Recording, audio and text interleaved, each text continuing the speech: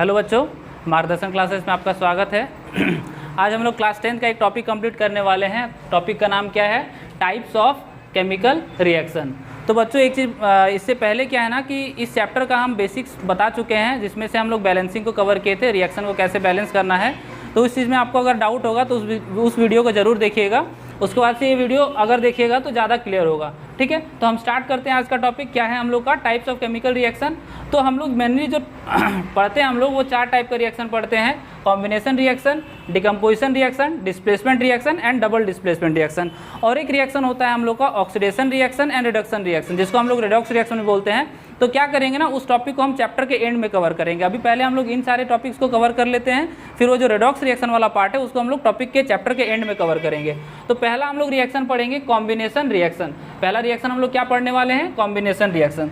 ठीक है, तो अगला हम लोग देखें अगर कॉम्बिनेशन रिएक्शन का डेफिनेशन तो क्या लिखा हुआ है? A reaction in which 2 or more substance, जिसको हम लोग रिएक्टेंट भी बोलेंगे, substance combines together to form a new substance. मतलब क्या हुआ कि एक ऐसा रिएक्शन जिसमें 2 या 2 से अधिक सब्सटेंस कंबाइन होते हैं एक नया सब्सटेंस बनाने के लिए, तो उस रिएक्शन को हम लोग क्या बोलेंगे?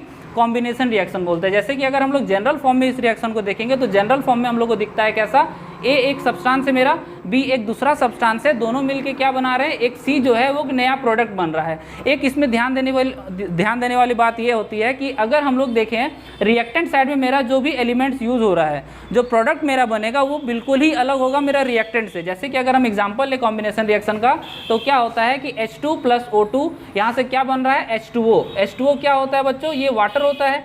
तो देखिए ये जो वाटर है ये ना ही हाइड्रोजन है और ना ही ऑक्सीजन है, दोनों को मिलके जब हम लोग प्रोडक्ट बनाए हैं तब जाके वाटर बना है मेरा। ठीक है, तो ये एक सिंपलर सब्सटेंस है, हाइड्रोजन और ऑक्सीजन मिलके क्या बनाया? वाटर बनाया। तो इसको हम लोग क्या बोलेंगे? कॉम्बिनेशन रिएक्शन बोलेंगे। दूसरा एग्जांपल देखें तो क्या है यहाँ पर? मैग्नीशियम + ऑक्सीजन या ये क्या बना रहा है? मैग्नीशियम ऑक्साइड बना रहा है। मैग्नीशियम ऑक्साइड बना रहा है। यहाँ पर भी क्या हो रहा है कि एक एलिमेंट है, एक सब्सटेंस है, दूसरा सब्सटेंस है, दोनों मिलके क्या बनाया? एक नया सब्सटेंस बनाया, जिसको हम लोग क्या बोले? मैग्नीशियम ऑक्साइड बनाए। थर्ड एग्जांपल जो है उसमें भी सेम चीज़ है, कैल्शियम ऑक्साइड है। ये CaO का मतलब क्या है? CaO जो लिखा हुआ है इसका मतलब है कैल्शियम ऑक्साइड। और ये क्या है? H2O मेरा वाटर है, और दोनों मिलके क्या बना रहे हैं? कैल्शियम हाइड्रो ऑक्साइड बना रहे हैं, कैल्शियम हाइड्रो ऑक्साइड।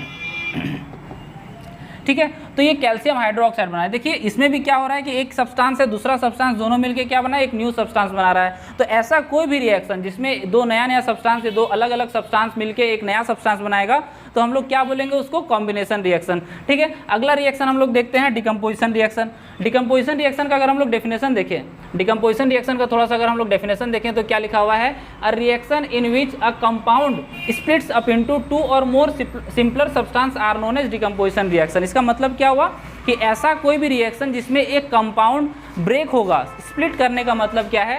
यहाँ पर जो स्प्लिट लिखा हुआ है, स्प्लिट करने का मतलब क्या है? Break down. स्प्लिट करने का मतलब क्या है? Break down. मतलब क्या है कि एक कोई बड़ा सब्सटेंस होगा, बड़ा सब्सटेंस क्या होगा? 2 अलग अलग सिंपलर सब्सटेंस में जब ब्रेक डाउन होगा तो उस तरीके के रिएक्शन को हम लोग क्या बोलते हैं? Decomposition reaction.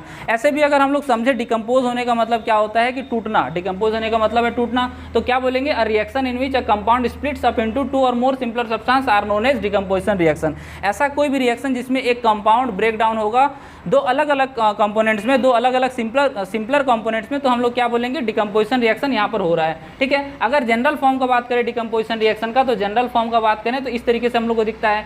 A = मतलब क्या है कि A जो है मेरा वो रिएक्टेंट है। A जो मेरा है वो क्या है? A जो है मेरा वो रिएक्टेंट है। ठीक है,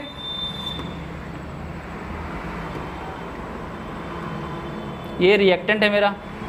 और B + C मेरा क्या है? प्रोडक्ट है। B + C मेरा क्या है? प्रोडक्ट है। मतलब क्या हुआ कि एक कोई मेरा रिएक्टेंट था वो स्प्लिट होके क्या हो गया? B + C बनाया, मतलब वो 2 अलग अलग प्रोडक्ट बनाए हैं। ठीक है, आगे अगर हम लोग देखें, अगर स्प्लिट होना है, जैसे अगर डिकम्पोजिशन रिएक्शन में हम लोग देखेंगे कि कोई भी कंपाउंड ब्रेक हो रहा है, मतलब क्या है? ब्रेक डाउन होने के लिए एनर्जी चाहिए।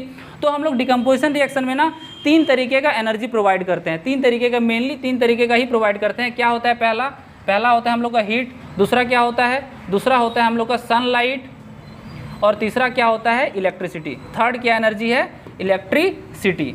इन तीनों के बेसिस पे हम लोग डिकम्पोजिशन रिएक्शन को क्लासीफाई भी करते हैं, वो सब हम लोग बाद में डिस्कस करेंगे। अभी हम लोग देखते हैं डिकम्पोजिशन रिएक्शन का एग्जाम्पल।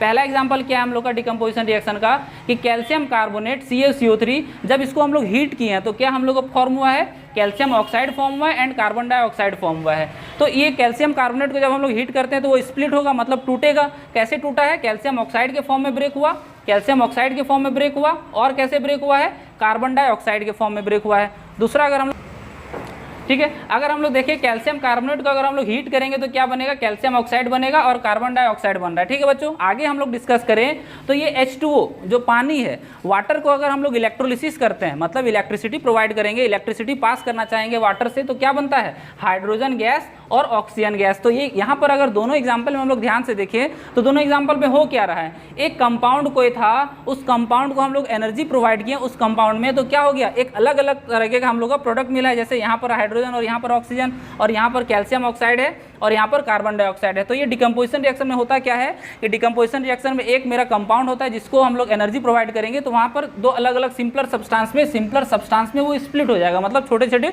कंपाउंड में स्प्लिट हो जाएगा। थोड़ा सा मिस्टेक है, उस मिस्टेक को कवर करते हैं। पहले रिएक्शन यहाँ पर होगा, ये हम बाय मिस्टेक वहाँ पर रिएक्टेंट लिख दिए हैं, ये सुधर गया। ठीक है, तो देखिए बच्चों, हम क्या बोलें कि जो डिकम्पोजिशन रिएक्शन होता है वहाँ पर हम लोग तीन तरीके का एनर्जी प्रोवाइड करते हैं, मेनली तीन तरीके का होता है। पहला क्या हम लोग का हीट एनर्जी, दूसरा है सनलाइट और तीसरा है इलेक्ट्रिसिटी। तो ये तीनों तरीके का जो एनर्जी है, इसके बेसिस पे हम लोग डिकम्पोजिशन रिएक्शन को क्लासीफाई भी करते हैं। तो टाइप्स ऑफ डिकम्पोजिशन रिएक्शन में पहला क्या लिखेंगे हम लोग, पहला लिखे हैं थर्मल डिकम्पोजिशन, दूसरा है फोटोकेमिकल डिकम्पोजिशन, तीसरा है इलेक्ट्रोलाइटिक डिकम्पोजिशन।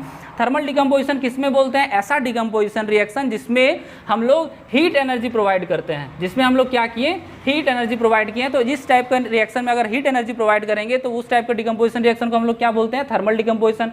दूसरा है फोटोकेमिकल। फोटोकेमिकल कहने का मतलब है सिंपल सा सनलाइट, मतलब क्या है, ऐसा डिकम्पोजिशन रिएक्शन जो सनलाइट के प्रेजेंस में होता है, तो उसको हम लोग क्या बोलते हैं, फोटोकेमिकल डिकम्पोजिशन रिएक्शन।